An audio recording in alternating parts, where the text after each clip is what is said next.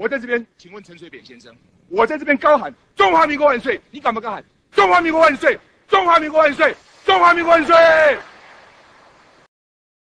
嗨，大家好，这里是庶民锦鲤，我是余弟，韩国瑜的余，兄弟姐妹的弟。今天中午1点钟，在 YouTube 的观点频道里面，赵少康播放了他采访陈水扁的视频，真的是让人感悟颇深，爆料满满真的很精彩啊！看到这一对老冤家能这么谈笑风生，觉得还是挺有趣的。至于这个采访的内容说了些什么，我相信很多朋友在 YouTube 上自己都可以看到，我也就不在这里赘述了啊。当然，那观点的这段视频它有自己的版权，我们也不能放啊，所以说只能是放一下1994年他们俩人在竞选台北市市长的时候的那一段最精彩的那段竞选辩论的视频啊，这是老古董的视频了，视频质量不是很清晰，大家还要见谅啊。我们今天想要聊的是主要几个方面啊，一个就说说历史是否有如果，是否可以重来啊。第二个呢，我们来聊聊政治人物需要热情、需要智慧和民粹和欺骗的关系。第三方面呢，我们来聊聊和解的意义，这也是我们今天的一个标题啊。这是余弟我今天要做这段视频想要表达的最重要的一个感悟和信息啊。好，我们先聊聊历史，历史是否可以改变，历史是否可以有如果啊？今天他们俩一开场聊的就是当初的他们在1994年竞选台北市市长的历史。当时是赵少康、陈水扁，还有一个是黄大洲3人参选啊。因为赵少康是新党啊，黄大洲是李登辉推荐的啊，国民党的，然后陈水扁呢是民进党的，但是赵少康就是说他也是蓝军的票嘛，对吧？所以说当时就由于是黄大洲和赵少康两个人分掉了蓝营的票，当然说赵少康抢的蓝营的票是要多很多啦啊，但是至少被抢掉的那一部分，被黄大洲分掉的那一部分，对于陈水扁来说那是非常重要的，也就是后面陈水扁当选的原因啊。当然2000年也差不多类似的情形啊。这都是历史了啊，谁对谁错啊，包括有李登辉的角色或怎么样，我们暂且都没什么好说的。我们就想说说今天陈水扁在说的一段历史，如果赵少康当时当选为台北市市长的话，那历史将会如何，是吧？历史也就是2000年的总统选举，就是赵少康来出战了。因为赵少康如果1994年当选，做4年的台北市长，再做2年，然后出来选总统是正好的啊。而且台北市市长对于竞选总统来说都是有一个天然的一种优势的啊。陈水扁当过台北市长，马英九也当过台北市长，是吧？现在台北市长柯文哲也要在2020去选总统，是吧？这个大家就知道其中对于台湾人来说台北市市长的意义啊。也就是如果1994年赵少康当选为台北市长，那2000年赵少康出来选总统的话，那就是顺理成章水到渠成的事情。而且陈水扁如果跟赵少康1对1对干的话，视频里陈水扁也承认他是干不过赵少康的，那历史就完全不一样了。2000年，赵少康代表蓝营，不管是新党还是国民党来执政台湾，那台湾将会迈向一个真正的和平，跟中国大陆将会是一个非常和谐相处的一个状态。当然说我们不说统一啊，当然很多朋友说赵少康他也未必是支持统一，或者未必是跟共和党走得亲近或者怎么样，这是我们另外再说。至少他比2000年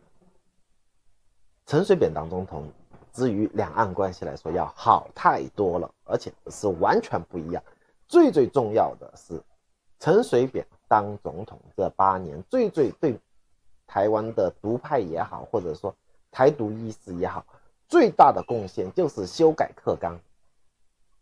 也就是现在出现了这批年轻人是义无反顾的去支持蔡英文的这批人，都是陈水扁那时候种下的因，现在结出来的果。如果赵少康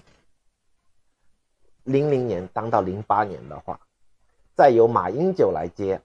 那台湾就没民进党什么事了，是吧？这就是历史的如果。但是历史就是这么搞笑，这么不按牌理出牌，上天就派了一个陈水扁下来，就是说能力不如赵少康，是吧？然后声望不如赵少康的情况下，他却干掉了赵少康，这是赵少康一辈子最大的痛啊！当然他后来就宣布离开政治圈了啊。历史会完全不一样。我们先不说赵少康他有多么英明神武怎么样，当然每个人对于赵少康的认识都不一样啊。但是至少如果00年当到08年是赵少康而不是陈水扁的话，历史会完全不一样啊，包括影响到现在，而且是对现在的影响会更大啊。但是历史有如果吗？没有啊。陈水扁这么一个怪胎也好，或者叫枭雄也好，进入这个历史的轨迹，他去完全改变了台湾的历史就是这么有趣。所以历史没有重来的机会，也没有如果的机会。我们刚才说的如何，其实只能是供赵少康和赵少康的冲康党的乡民们一个意淫的机会。就这样。所以说陈水扁是上天给台湾投下的一颗妖孽，就这样今天陈水扁和赵少康能够坐在一起，另外一点我看着最有趣的是什么当年赵少康被称之为政治金童，而陈水扁呢那就更厉害了，被号称为台湾之子，是吧？两个人的特质都是口才超级好的两个人，也就是说他们两个人的煽动力都很强，他的支持者都是极具热情的那种政治人物，而且呢两个人真的都很聪明，你不得不服的两个人然而呢他们的差别在于呢，赵少康是蓝的，陈水扁是绿的。从个人的品德来说的话，余弟我个人认为赵少康偏正派一点，当然说是偏正派一点，很多人可能会有意见这是另外一回事。然后陈水扁呢更像一个枭雄，他们的政治路走得也很有趣，他们的两个人的结局都是非正常政治人物的结局。赵少康走向了媒体圈，他是98年就退出了政治圈陈水扁呢是做了8年总统之后，最后去坐牢，但现在是保外就医吧，对吧？这都是非正常政治人物的道路的结局但接下来赵少康可能会重新参政或者组党或者怎么样，那是未来的事，谁也说不清楚但估计是他到了这个年龄基本上就差不多了好，我们今天想说的是什么呢？就是这样两个政治人物，他们在政治上所使用的套路是否一样呢？赵少康说句实话，余弟我个人认为他的演讲也好，都是满满的正能量的，或者说他的逻辑是非常清晰的，他更多的是用理性的思维去说服他的支持者，他的选民至于对错，当然每个人都有自己的理解而陈水扁呢，是更多的利用一种选民的或者支持者的一个热情，使用了很多仇恨或者叫做激情的套路，更多的非理性，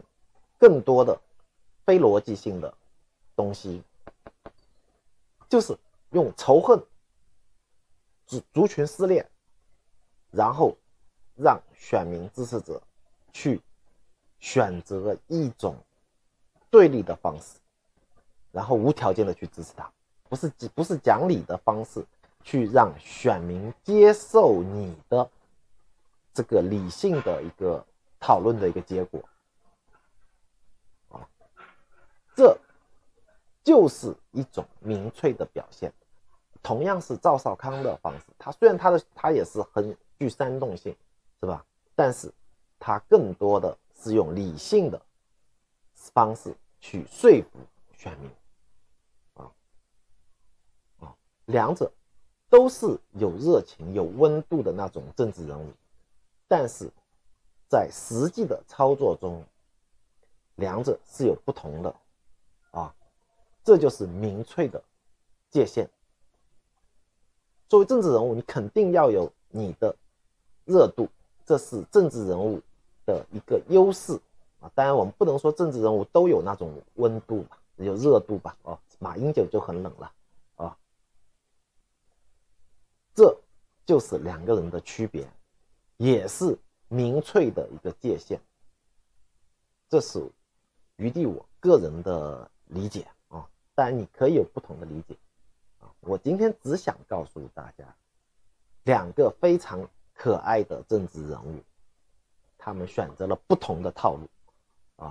当然这种结局是什么呢？但赵少康选择离开政治圈，坊间可能有各种各样的传言说他的各种原因，至少台面上的理由就是厌恶了政治的丑陋，选择离开，这大家是可以接受的，对他个人的人品没有任何的伤害。但是陈水扁他因为他习惯了这种欺骗的制造仇恨方式的去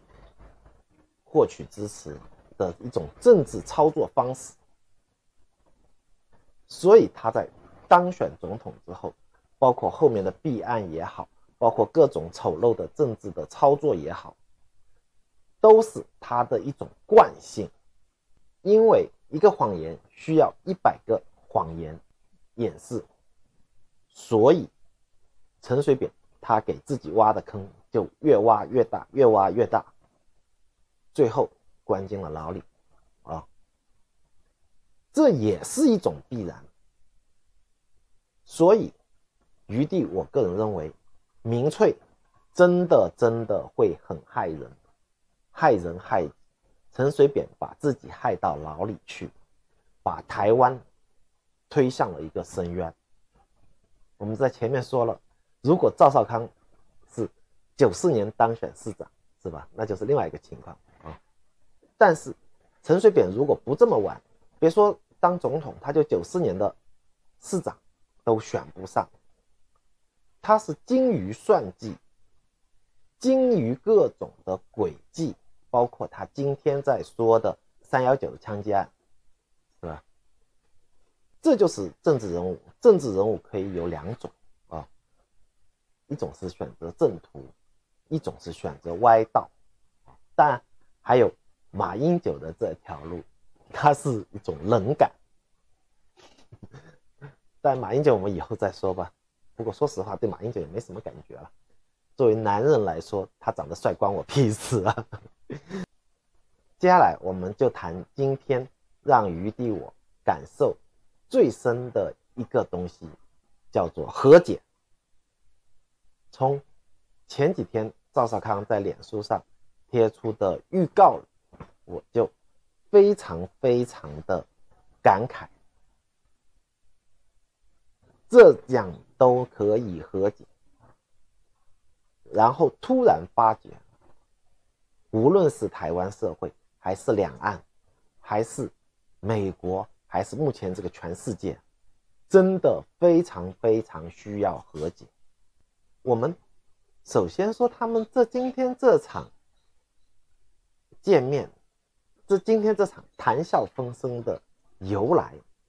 但赵少康说他是去台南采柚子，是吧？所以说顺便来做了这个访问。其实我想没那么简单。首先我们要看一下，他们2个人都是1950年出生的，都70周岁了。有一句话叫做人之将死，其言也善，特别是陈水扁。也就是陈水扁从上次对中天事情发表的评论也好，或怎么样也好，发觉陈水扁最近真的改变很多。也就是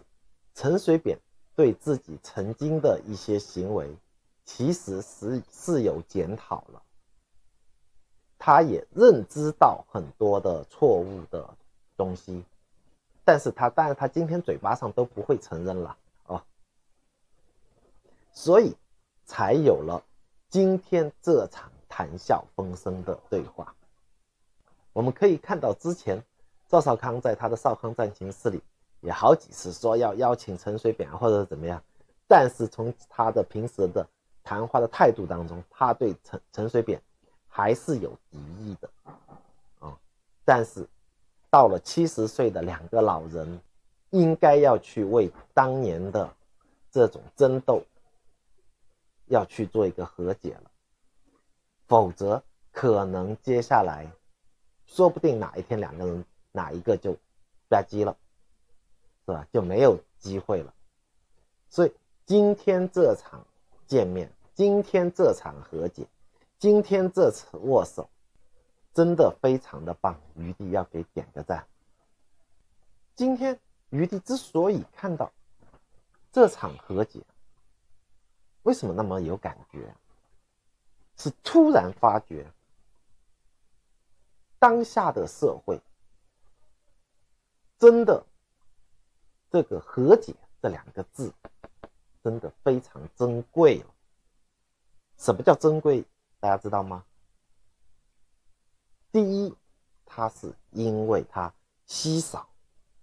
第二，是因为大家都有这个需求，而且是渴望，所以才会珍贵。否则谈不上珍贵，否则今天也不会有这么大的一个点击量和收视率我相信在接下来到了晚上，这个收视率会更高了为什么会说当今的世界，当今的社会和解成为如此珍贵，是因为大家看看脸书也好，看看各种社交网络上的东西也好，你发现了什么？是善吗？还是恶？更多的都是恨，是仇恨。大家不知是不是有这种感觉？台湾的蓝绿仇恨越来越厉害，然后互联网上两岸的，不管是大陆的微博还是台湾的脸书还是 PPT， 双方的网民的敌意非常深，什么留岛不留人之类的话，本来是两岸一家亲的，不知道什么时候就变成了留岛不留人了。然后再看看美国的这次选举，民主党的支持者和共和党的支持者都是拿着枪冲上街头了，要对干了。而且现在美国人最大的担心不是这次总统选举谁当选谁不当选的问题，而是选举后美国会不会爆发内乱的问题。这是什么？都是这些政治人物在制造仇恨种下的恶果。因为没有仇恨，他们的选举就不可能会赢。再看看欧洲，因为前几天的法国的杀人事件，因为马克龙的话，整个欧洲基督徒和伊斯兰教徒在全球形成对立，那种割头啊，大家能想象得出来，仇恨到这个程度了全世界现在充满了仇恨了，非常可怕。所以在这样的社会氛围下，我才突然发现和解的弥足珍贵。无论台湾社会，无论两岸，无论美国还是欧洲，全世界都需要和解了。真的不要再制造仇恨了。其中网络媒体、网络社交给这种仇恨在每天不停的火上浇油，大家真的应该远离。仇恨可能有各种原因造成，但是有什么不可以放下的？仇恨只是一种情绪啊，但是仇恨带来的后果是经济的损失、生命的代价，这些是实实在在的。所以一句和解，一笑泯恩仇，都可以过的。做人为什么不可以大度一点？这是对于社会大众来说。另外，麻烦这些政治人物不要再去制造仇恨了，不管是社会主义还是民主制度，不要再利用这种仇恨所制造出来的情绪来骗选票。真的求你们不要这么玩了，也学学今天陈水扁和赵少康这样子一对冤家，这么20多年了，今天可以坐下来谈笑风生，一笑泯恩仇，有什么不好呢？现在陈水扁也保外就医了，赵少康也是他的媒体干得风生水起，当年的那种仇与恨有什么不可以放下的？即使像我们前面说的如果那样子，赵少康真的当了总统，如何，你人生又如何呢？想想陈水扁我真的希望这些参与政治的人物不要再去操弄民粹，不要去挑拨仇恨情绪了，给世界一份安宁，给世界一份善良。好吧，今天我们就聊这么多，非常感谢你的观看。如果觉得余弟说的话还在理，那就麻烦点赞订阅一下，谢谢。